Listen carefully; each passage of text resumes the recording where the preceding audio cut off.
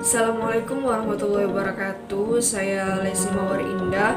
Saya mahasiswi BKI IAIN Nurjati Cirebon semester 6.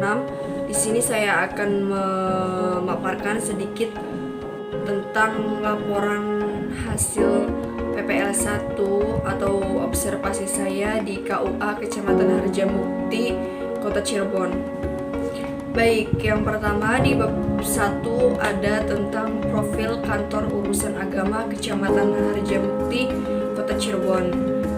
Yang pertama itu tentang alamat lengkap dari kantor tersebut. Jadi nama KUA-nya itu Kantor Urusan Agama Harjamukti yang bertempat di Jalan Pramuka nomor 2 Kebon Pelok, Kelurahan Kalijaga, Kecamatan Harjamukti, Kota Cirebon. Nomor telepon 0231 482 728. KUA Harjamukti memiliki visi dan misi. Visinya yakni terwujudnya keluarga muslim Kecamatan Harjamukti yang sakinah, mawadah, dan warohmah. Kemudian misi yang pertama adalah meningkatkan kualitas pelayanan dalam bidang kepenghuluan. Yang kedua, meningkatkan pelayanan bimbingan keluarga sakinah. Yang ketiga, meningkatkan pelayanan di bidang kemasjidan, zakat, ibadah, sosial, dan wakaf. Kemudian, meningkatkan pelayanan bimbingan manasik haji. Kemudian, meningkatkan kemitraan umat dan pangan halal. Kemudian yang terakhir itu meningkatkan pembinaan syariah. Kemudian yang kedua di bab 1 itu ada tentang gambaran umum tentang KUA Kecamatan Harjamukti. Nah, di sini ada kondisi objektif KUA Kecamatan Harjamukti. Jadi, KUA Harjamukti itu merupakan salah satu dari 5 KUA kecamatan di lingkungan kantor Kementerian Agama Kota Cirebon. KUA Harjamukti merupakan pemekaran dari KUA Kecamatan Cirebon Timur yang ada pada tahun 1991. Dimekarkan menjadi 2 kecamatan, yaitu Kecamatan Pakalipan dan Kecamatan Harjamukti. KUA Kecamatan Harjamukti pertama kali dipimpin oleh seorang kepala KUA yang bernama Bapak Dr. Andes Jojo Gozali, yang sekarang dikepalai oleh Bapak Dr. Andes Haji Deni. Kemudian KUA Harjamukti dibangun di atas tanah hak guna bangunan dari pemerintah daerah Kota Cirebon yang luasnya kira-kira 900 meter. Seiring dengan dinamika kebutuhan kantor, kepemimpinan KUA Kecamatan Harjamukti telah mengalami beberapa pergantian kepala. Kemudian ada letak geografis. KUA Kecamatan Harjamukti terletak di wilayah Pantura, Jawa Barat, berada di jalur Pantura, Jawa Barat, Kota Cirebon. Di sebelah utara KUA terdapat kantor Koramil Harjamukti. Di sebelah selatan kantor kecamatan. Kemudian di sebelah timur ada Gedung Pramuka dan di sebelah barat terdapat Jalan Pramuka Kota Cirebon. Adapun wilayah Kecamatan Harjamukti seluas 1.723,95 km. Wilayah Kota Cirebon digunakan sebagai lahan perdagangan, perkantoran, perumahan, dan yang lainnya. Kemudian yang ketiga itu adanya struktur organisasi KUA Kecamatan Harjamukti Kota Cirebon. Yang menjadi pengawas KUA adalah Bapak Haji Omar Sawadin MAG. Kemudian yang menjadi kepala KUA yakni Bapak Dr. Andes Haji Deni MPD. Yang menjadi penyuluh agama Islam ada 2, ada Bapak Dr. Andes Edi Turbana MAG dan Bapak Haji Khalid SAG. Kemudian penghulu di sini terdapat 4 orang. Yang pertama itu Bapak Dr. Andes I Humaydi, kemudian Bapak Haji Abdul Rosid SAG, kemudian Bapak Haji Nur Hayat SAG, dan yang terakhir itu ada Bapak Tabri Sarjana Sosial. Kemudian di bagian administrasi ada Ibu Siti Aisyah, sarjana sosial. Kemudian selain itu terdapat juga P3N, yakni pembantu pegawai pencatat nikah. Ada Bapak Ayat Sujana di Kecamatan Harjamukti, ada Bapak Harun di Kecamatan Larangan, ada Bapak Asep Rasidi di Kecamatan Kecapi, ada Bapak Jaini di Kecamatan Kalijaga, dan ada Bapak Ade Didin Zainuddin di Kecamatan Argasunya. Kemudian yang keempat itu ada tugas pokok dan fungsi jabatan. Tugas pokoknya itu identifikasi potensi wilayah atau kelompok sasaran, penyusunan program kerja, melaksanakan bimbingan penyuluhan dan evaluasi program kerja, menyusun laporan pelaksanaan program kerja, pelayanan konsultasi, menyusun pedoman bimbingan pranikah, kajian arah kebijaksanaan pengembangan bimbingan pranikah, pengembangan metode bimbingan pranikah. Kemudian ada tugas perjabatan. Yang pertama itu tugas dari Kepala KUA Harjamukti.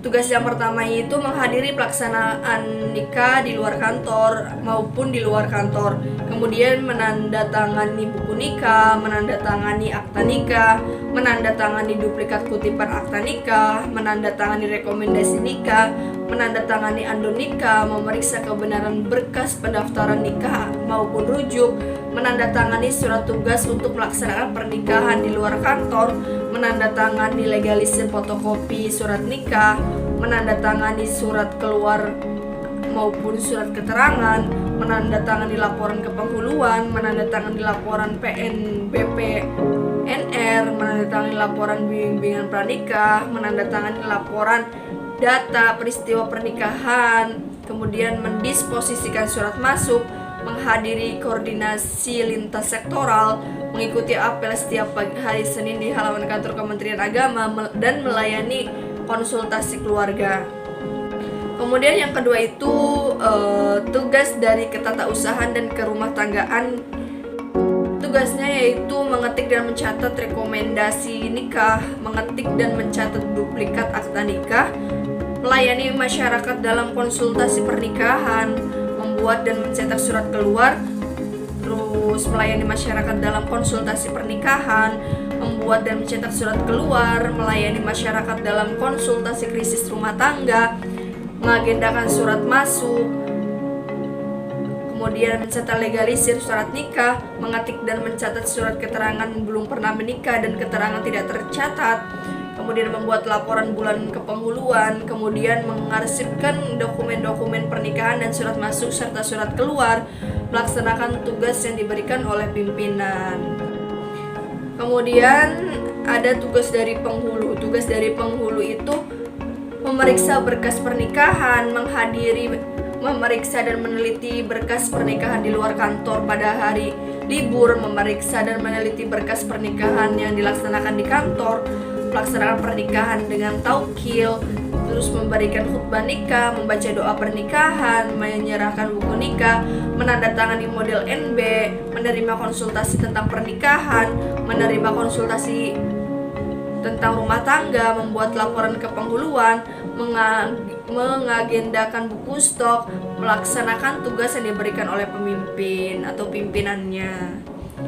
Kemudian lanjut, tugas dari administrasi, menerima mencatat pendaftaran nikah pada buku pernikahan, memasukkan pendaftaran nikah secara online, menerima dan mengarsipkan slip setoran bank, mendokumentasi pernikahan di kantor, membuat RAB ATK, membuat laporan PNBP NR, membuat laporan bulanan absensi pegawai, mengetik dan mencatat surat undangan Suscatin, mengetik dan mencetak piagam Suscatin, mengentri pendaftaran NB dan akta nikah, SIMKah, mengentri SIMKah web, membuat laporan SPJ operasional KUA, membuat laporan BKU operasional KUA, mengentri PNBP NR web, dan melaksanakan tugas yang diberikan oleh pimpinan.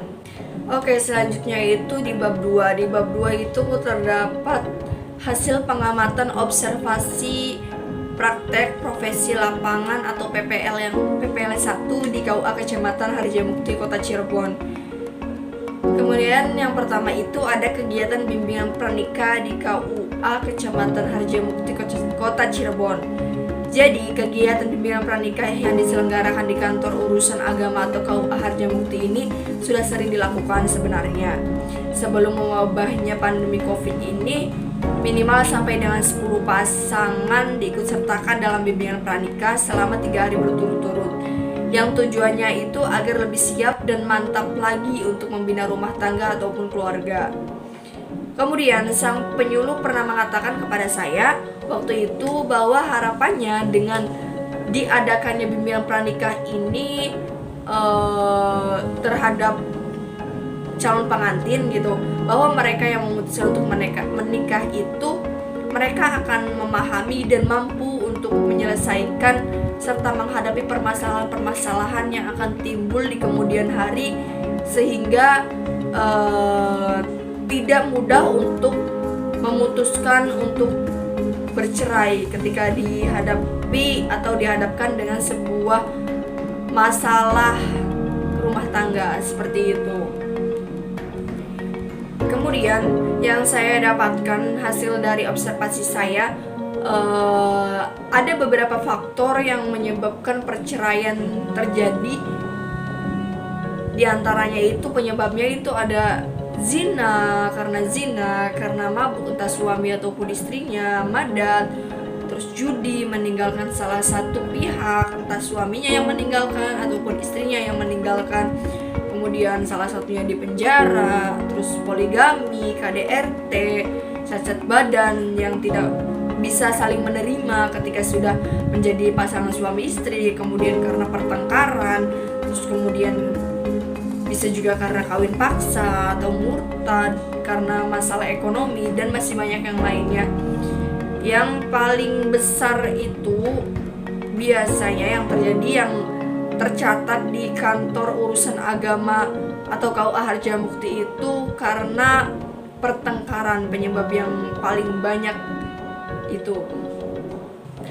Kemudian waktu kemarin saya melakukan observasi ke KUA Harjamukti, saya sempat berbicara atau berkomunikasi atau sharing, ngobrol dengan penyuluh agama. Kemudian saya diberi materi-materi tentang bimbingan pranikah, yang materi tersebut itu akan disampaikan kepada calon pengantin. Yang pertama itu ada kondisi yang diinginkan. Kebanyakan memang untuk mencari pasangan itu yang memang sesuai dengan apa yang kita mau, yang kita harapkan gitu, yang ya sempurna gitu, seperti itu. Kemudian di situ tertera bahwa sebagai pemegang mandat Undang-Undang Perkawinan, KUA terdepan dalam mewujudkan keluarga sakinah atau ketahanan keluarga, serta mengambil inisiasi membangun jejaring kerja lokal untuk ketahanan keluarga.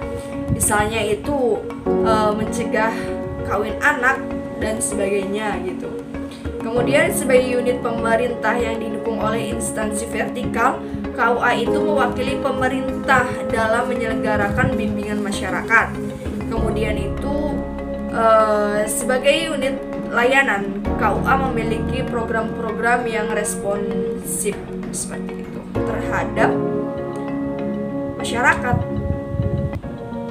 Kemudian ada juga tentang profil layanan KUA. Saat ini hasil asesmen terhadap layanan KUA, kebutuhan masyarakat, dan menjawab permasalahan keluarga. Di sini dijelaskan tentang formalistik, pasif, berjarak dengan masyarakat, perviral, berorientasi pada kegiatan. Kemudian ada pusaka sakinah. Pusaka sakinah yang pertama itu ada berkah, belajar rahasia nikah.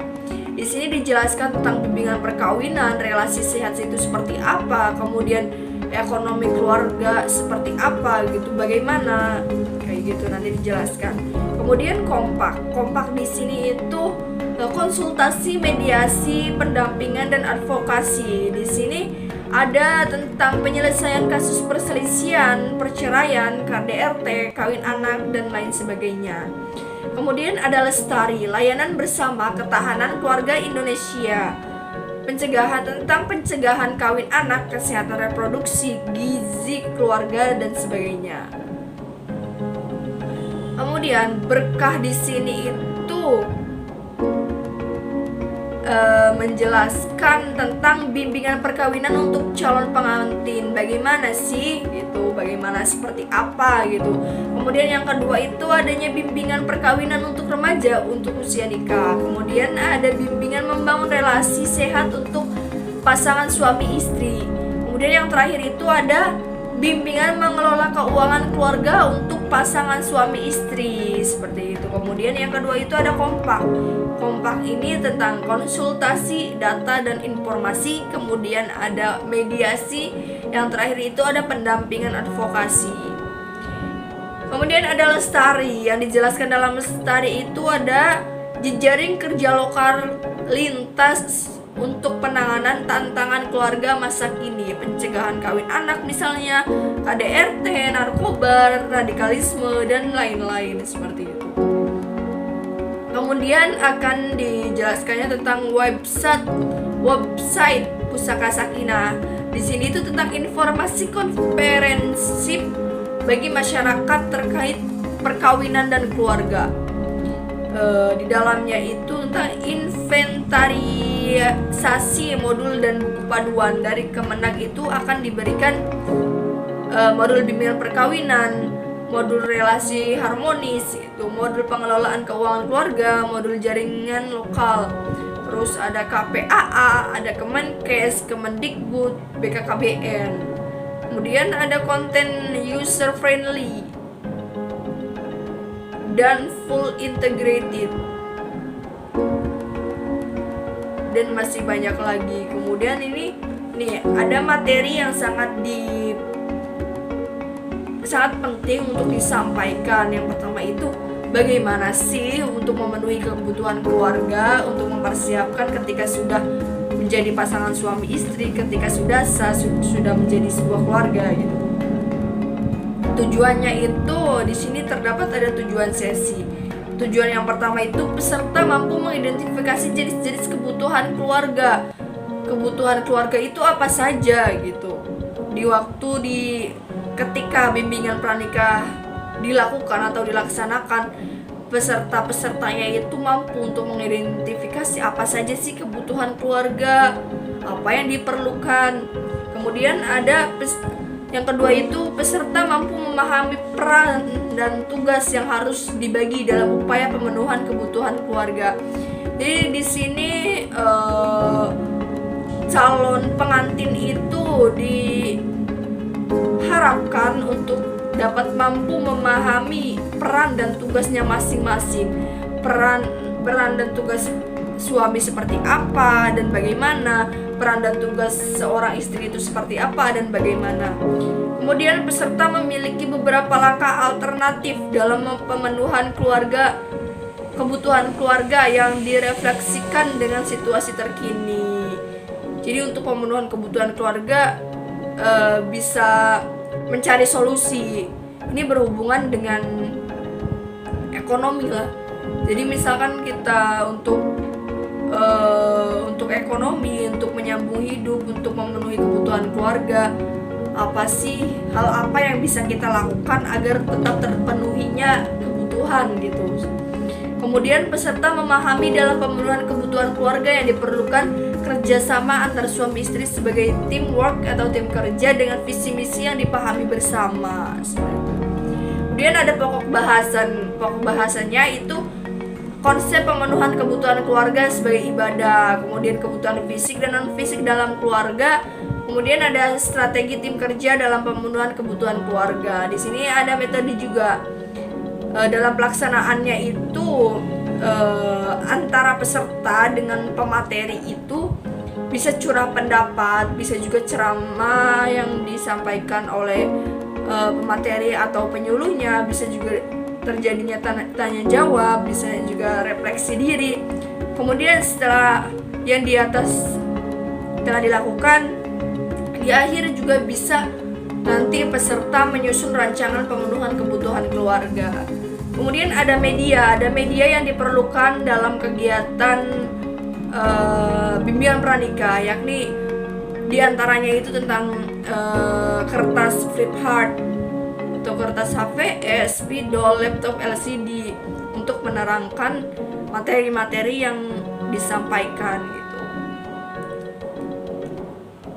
Kemudian di sini ada alur atau langkah sesi memenuhi kebutuhan keluarga. Yang pertama itu ada konsep pemenuhan kebutuhan keluarga sebagai ibadah. Pernikahan bukan hanya aktivitas yang dilaksanakan dan pemenuhan kebutuhan manusia sebagai makhluk sosial belaka, tapi juga merupakan bagian dari aktivitas ibadah kepada Sang Pencipta Allah Subhanahu wa taala. Dengan demikian, perlu dipahami bahwa pernikahan adalah aktivitas yang dimiliki dimensi ganda, yakni dimensi duniawi yang berkaitan dengan manusia sebagai makhluk sosial, dan dimensi ukhrawi yang berkaitan dengan Sang Pencipta dengan menjadikannya sebagai bagian dari ibadah. Kemudian kebutuhan fisik dan non fisik, maksudnya itu kebutuhan keluarga terdiri dari kebutuhan fisik dan non fisik. Kedua jenis ini kebutuhan harus terpenuhi oleh suami dan istri secara bersama-sama. Untuk mencapainya diperlukan sikap saling mendukung antara satu sama lain, itu harus bekerja sama. Kemudian di sini ada strategi tim kerja dalam pemenuhan kebutuhan keluarga. Dalam memenuhi kebutuhan keluarga, suami dan istri harus merasa sebagai satu tim kerja, teamwork gitu, yang mutlak. Diperlukan kerjasama antara keduanya. Ketika tidak ada kerjasama, maka tidak akan tercapai apa yang diinginkan, seperti itu. Dan sebenarnya materi-materi masih banyak lagi, lanjut saja. Pembahasan selanjutnya itu ada kegiatan penyuluh agama di KUA Kecamatan Harjamukti. Jadi kegiatan penyuluhan yang diselenggarakan di KUA Harjamukti ini dilakukan oleh dua penyuluh agama, yakni ada Bapak Khalid dan Bapak Edi Turbana. Nah, kemudian fokus dari kedua penyuluh agama ini berbeda tentunya. Dari Bapak Edi Turbana fokus pada diniyah, jadi menyampaikan tentang akidah, syariah, dan akhlak. Sedangkan Bapak Khalid menyampaikan atau berfokus pada pernikahan, majelis taklim, zakat, ibadah, fikih, wakaf, dan juga haji, seperti itu. Kemudian Bapak Khalid ini ialah penyuluh agama yang asli dari kota Cirebon. Beliau sudah 2 tahun berada di KUA Harjamukti. Namun sebenarnya Bapak Khalid ini sudah menjadi penyuluh agama itu selama 7 tahun gitu. Jadi kegiatan penyuluhan yang dilakukan oleh Bapak Khalid ini 5 kali kerja dalam 1 minggu, dan setiap harinya memiliki binaan majelis taklim. Nah, kemudian majelis taklim ini dibentuk untuk menerima penyampaian materi yang disampaikan oleh penyuluh agama gitu. Dan itu pasti sesuai dengan kebutuhan masyarakatnya.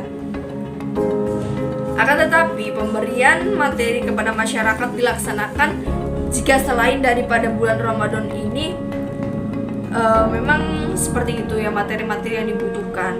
Namun setelah ketika bulan Ramadan tiba, kegiatan penyuluhan itu diganti dengan tadarus di rumah masing-masing gitu, seperti itu.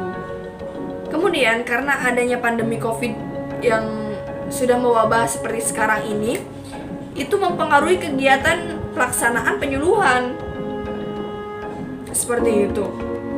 Jadi sehingga membuat ada sebagian majelis taklim yang tetap aktif dan ada yang mandek gitu, yang off.